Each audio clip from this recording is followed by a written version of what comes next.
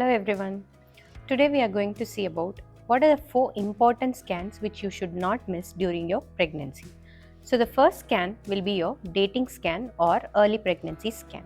So this scan tells about the gestational age of the baby, whether it is a single baby or twins or triplets. It tells about the viability, whether the baby is alive or not. And the most important thing, whether the pregnancy is intrauterine or extrauterine. Extrauterine means otherwise it is called as ectopic, because if it is an ectopic, you need immediate intervention.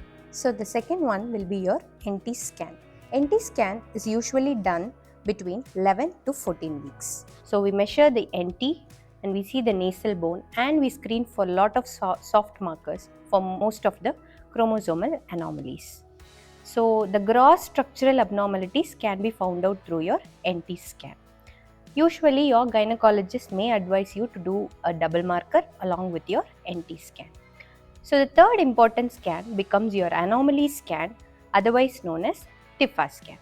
This is usually done between 18 to 20 weeks. So the major anomalies, we can identify whether the anomalies are major or minor. In case if it is a major anomaly which is incompatible with your life, then your doctor may advise termination.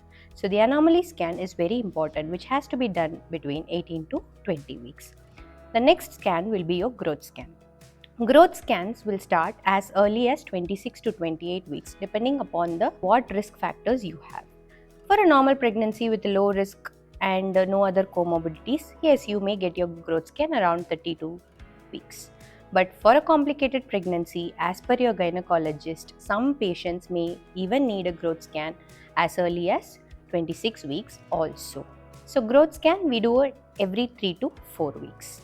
Apart from this, according to the scan findings, some patients may need a regular follow-up of AFI Doppler, that is nothing but your water level and blood flow to the baby. It depends, it is individual for every patient.